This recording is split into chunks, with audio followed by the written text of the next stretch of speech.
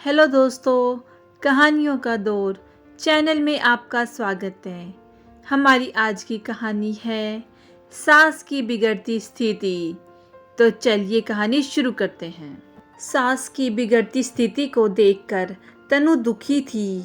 वह माँ जी को भरपूर सुख और आराम देना चाहती थी, पर घर में काम इतना अधिक रहता था कि वह चाहकर भी माँ जी की सेवा के लिए पूरा समय नहीं निकाल पाती।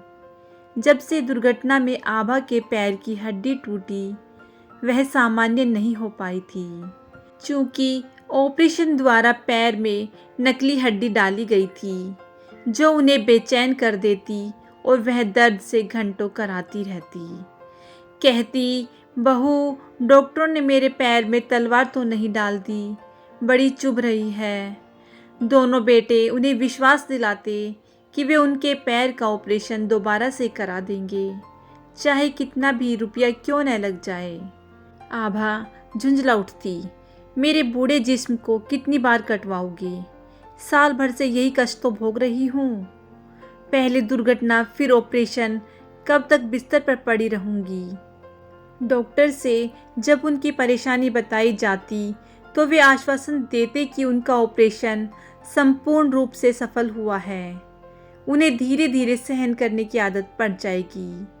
आभा बेंत के सहारे धीरे धीरे चलकर अपने जरूरी काम निपटाती, परंतु उनसे हर काम बड़ी मुश्किल से होता था। वह रसोई घर में जाने का प्रयास करती तो छोटी बहू तनु उन्हें सहारा देकर वापस उनके बिस्तर पर ले जाती और थाली परोसकर उन्हें वहीं बिस्तर पर दे जाती। बेटे कहते, माँ, दो बहुओं के होते हुए तुम्हें रसोई में जाने की क्या ज़रूरत है? आभा दुखी स्वर में कहती, कब तक बहुओं पर बोझ बनी रहूंगी। बेटों ने माँ की सेवा करने के लिए एक नौकरानी की व्यवस्था कर दी, परंतु बड़ी बहू लीना के काम ही इतने अधिक हो जाते कि नौकरानी को आभा की तरफ ध्यान देने की फुर्सत ही नहीं मिल पाती थी। लीना चाहे कुछ भी करे, उसके खिलाफ बोलने की हिम्मत पूरे घर में किसी के अंदर नहीं थी, क्योंकि वह धनी घर से जो आई थी। घर में आधुनिक सुविधाओं के साधन, फ्रिज, रंगीन टीवी और स्कूटर आदि सामान अपने साथ लाई थी।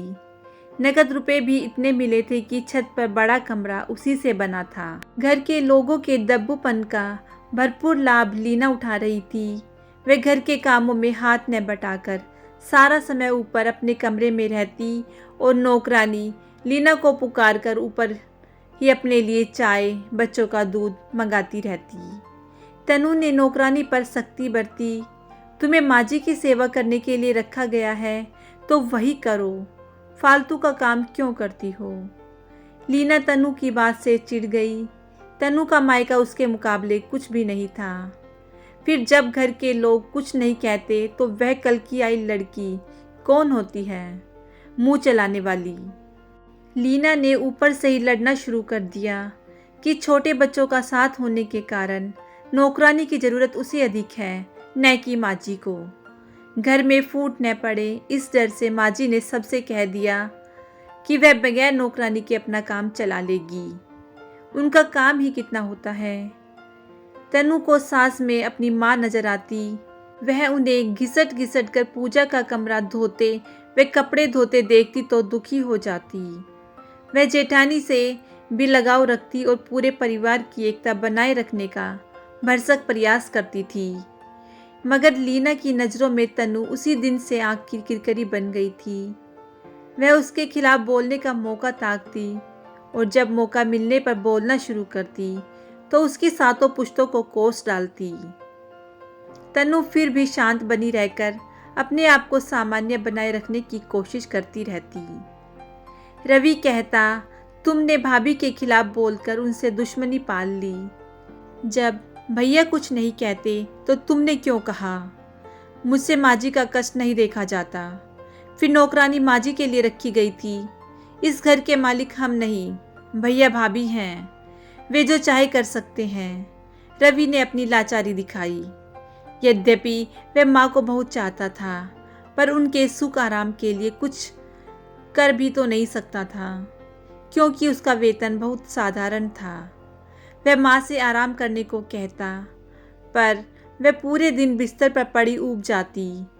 वह दुर्घटना से पहले की अपनी दिनचर्या में अब भी उसी प्रकार जीना चाहती थी। एक दिन रवि ने अपनी माँ को पूजा घर की सफाई करते देखा तो सख्ती दिखाते हुए बोला, माँ, मिट्टी पत्थर के इस भगवान पर फालतू का विश्वास करना छोड़ दो। तुमने इनकी इतनी अधिक पूजा की, इन पर आंख मूंद कर भरोसा किया, फिर भी यह तुम्हारे साथ होने वाले हादसा नहीं रोक पाए। तू हमेशा नास्तिकों जैसी बात करता है। यह क्यों नहीं सोचता कि दुर्घटना में मेरी जान बच गई? भगवान की कृपा न होती तो मैं मर जाती। तुम फालतू की अंधविश्वासी हो। आभा के ऊपर बेटे बहुओं के समझाने का कोई असर नहीं पड़ता था। वह पैर के दर्द से कराती हुई घिसट कर बाल्टी भर पानी से गणेश जी की तांबे से बनी प्रतिमा को रेत से मांजकर धोती और आरती उतारकर लड्डुओं का भोग लगाती। तब जाकर भोजन का कौर उनके गले से नीचे उतरता था। तनु को अटपटा लगता कि ऐसे तो माँ जी का कष्ट और अधिक बढ़ जाएगा। एक दिन तनु दरवाजे के बाहर खड़े ठेले वाले से सब्जी खरीद रही थी कि तभी उसकी नज़र एक लड़की पर पड़ी। लड़की ने फटे पुराने कपड़े पहने हुए थे और नौकरानी जैसी लग रही थी। तनु ने पुकारा तो वह लड़की उसके नज़दीक चली आई। पूछताछ करने पर पता लगा कि उसका नाम माया है और वह कुछ घरों में बर्तन, कपड़े धोने व सफाई का काम करती है। तनु ने उससे 200 रुपये महीने पर माजी का पूरा काम करना तय कर लिया और सख्ती से ताकीद कर दी कि वह घर के किसी अन्य सदस्य के बहकावे में आकर माजी का काम नहीं छोड़ेगी। माया ने उसी दिन से माजी का काम करना शुरू कर दिया। उनका कमरा धोया, बिस्तर की चादर बदली और पैरों की मालिश की।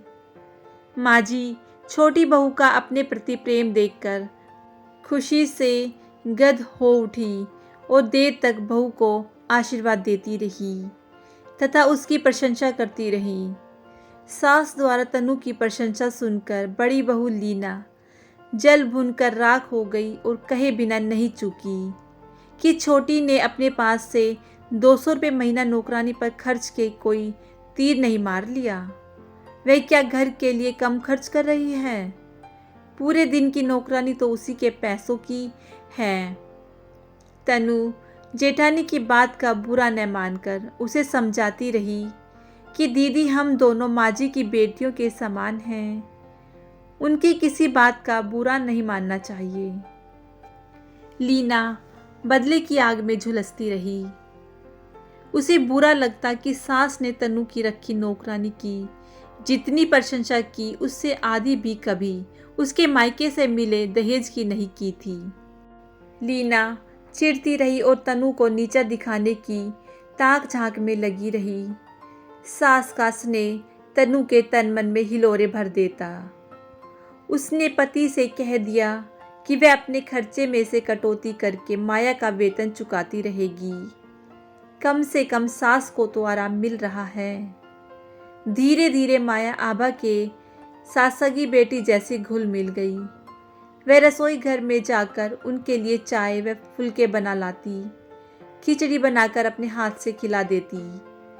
एक बार माया को किसी काम के सिलसिले में 4 दिन की छुट्टी लेनी पड़ गई तो आभा की परेशानी अधिक बढ़ गई। अब तो उन्हें अपने हाथों पानी की बाल्टी उठाने की आदत भी छूट चुकी थी। ऐसे में पूजा घर की सफाई धुलाई किस प्रकार की जाए? तनु की भी हालत ऐसी नहीं थी कि वह कुछ काम कर सके, क्योंकि वह गर्भावस्था में चक्कर और उल्टियों से परेशान थी। फिर डॉक्टर ने उसे वजन उठाने के लिए मना कर रखा था। माँ की परेशानी को देखकर बेटों ने उनके पूजा घर में ताला लगाते हुए कह दिया, कभी 2-4 दिन गणेश जी को भी आराम कर लेने दो। माया आएगी तो सफाई धुलाई करा लेना। पूजा घर में ताला डाले अभी तीसरा दिन ही बीता था कि उस बंद कमरे से आती बदबू के कारण घर में बैठना कठिन हो गया। शायद कोई चूहा मर कर सड़ गया था। माँ की चिंता व बेचैनी देखकर बेटों ने पूजा घर की चाबी माँ को थमा दी और अपने काम पर चले गए। गणेश जी की प्रतिमा से चिपके सड़े चूहे के जिस्म पर रेंगते कीड़ों को देखकर किसी की भी हिम्मत पूजा घर की सफाई करने की नहीं हुई। ऐसी गंदगी को कौन हाथ लगाए। घर के लोगों ने जब जमादार को बुलाकर चूहा फिकवाने की बात की तो माँ जी बिदक गई और बोली, हमारे पूजा घर में जमादार के जाते ही उसकी पवित्रता नष्ट हो जाएगी। जमादार तो साक्षात चांडाल का रूप होता है। वह बेटों पर क्रोधित होती रही कि यदि वे पूजा घर में ताला बंद नहीं करते तो वहाँ चूहा नहीं मरता। बेटे कहते रहे, तुम थाली भर भर कर लड्डू गणेश जी को भोग लगाती हो, तभी पूजा घर में इतने अधिक चूहे हो गए हैं। और ये कैसे भगवान हैं जो चूहों से अपनी रक्षा नहीं कर पाए, तो अपने भक्तों की रक्षा कैसे करेंगे।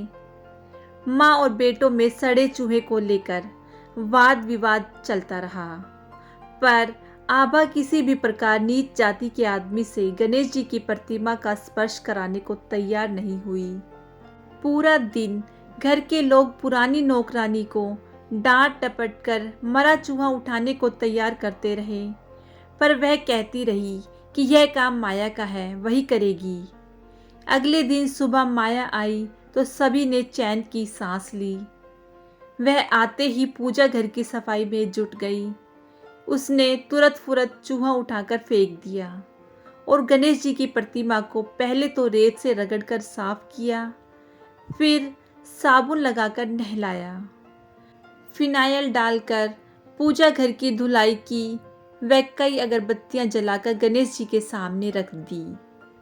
आभा मुग्ध भाव से माया को देखती रही और उसके काम की सराहना करके बार बार प्रशंसा करती रही। माया सफाई का काम पूरा करके 2 गिलासों में चाय डालकर ले आई। एक माँ जी को थमा दिया और दूसरा अपने मुंह से लगाकर चाय पीती हुई लापरवाही से बोली, अम्मा क्यों हमारी इतनी तारीफ करती हो। मरा हुआ चूहा हम नहीं फेंकेंगे तो कौन फेंकेगा। सफाई करना तो हमारा खानदानी काम है। हमारे दादा सफाई कर्मचारी थे। माँ अस्पताल में मरीजों की गंदगी फेंकती है। पिता व चाचा मुर्दा घर की लाशें ढोते हैं। माया के मुंह से उसके खानदान के बखान को सुनकर माँ जी की बोलती बंद होने लगी। वह लड़खड़ाती जुबान से पूछने लगी, माया तेरी जाति क्या है। हम वाल्मीकि हैं माँ जी। माया ऐसे बोली जैसे कितनी बड़ी पंडा पुरोहित हो। वाल्मीकि यानी कि जमादार। हाँ अम्मा, आप चाहे जो कह लो, वैसे हम हैं तो वाल्मीकि। आपने रामायण में पढ़ा होगा कि वाल्मीकि के आश्रम में सीता माता रहती थी। उनके लव कुश वहीं पैदा हुए थे। माया की बातें आभा के कानों से टकराकर वापस लौट रही थी। एक ही बात उनकी समझ में आ रही थी कि माया अछूत कन्या है और उनके पूजा घर की सफाई अब तक उसी के हाथों से हो रही थी। हाय, सब कुछ अपवित्र हो गया। माँ जी करा उठी थी। तनु रसोई घर में माया की तरफ लपकी कि किसी प्रकार से इसे चुप करा सके, पर माया तो न जाने क्या क्या उगल चुकी थी और सकपकाई जड़ पड़ी। माँ जी से वह पूछ रही थी, क्या हुआ अम्मा। लीना को आज बदला चुकाने का अवसर मिला था। फटाक से आकर उसने माया के गाल पर जोर से तमाचा जड़ दिया। कल मुही कैसी भोली बन रही है, पूछ रही है क्या हुआ। अरे क्या नहीं हुआ, तूने माँ जी का सारा धर्म भ्रष्ट कर दिया। गलती तो सारी छोटी बहू की है, जानबूझकर घर में जमादारनी को ले आई। लीना डांटने के अंदाज में बोली। तनु भय से थर-थर कांप रही थी। कितनी बड़ी गलती हो गई उससे। वह माया को काम पर रखने से पहले उसकी जाति पूछना भूल गई थी। वह सास के पैर पकड़कर रोने लगी। माँ जी, मुझे माफ़ कर दीजिए, बहुत बड़ी गलती हो गई है मुझसे। माया भी रो रही थी। बड़ी बहू ने इतनी जोर से तमाचा मारा था कि उसका गाल लाल हो गया था।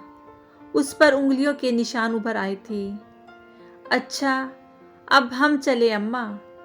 हमसे गलती हो गई, हमने मरा हुआ चूहा फेंक कर गलती की, अपने खानदान की प्रशंसा करके गलती की। हम अपनी गलती की माफ़ी मांगते हैं अम्मा, हमें अपनी पगार भी नहीं चाहिए। माया उठकर दरवाजे की तरफ चल दी।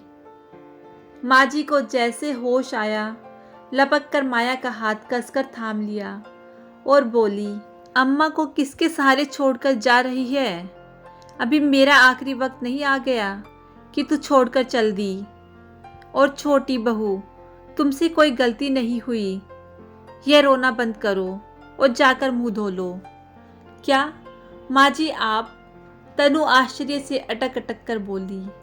उसकी समझ में माँ जी का यह बदला हुआ रूप नहीं आ रहा था।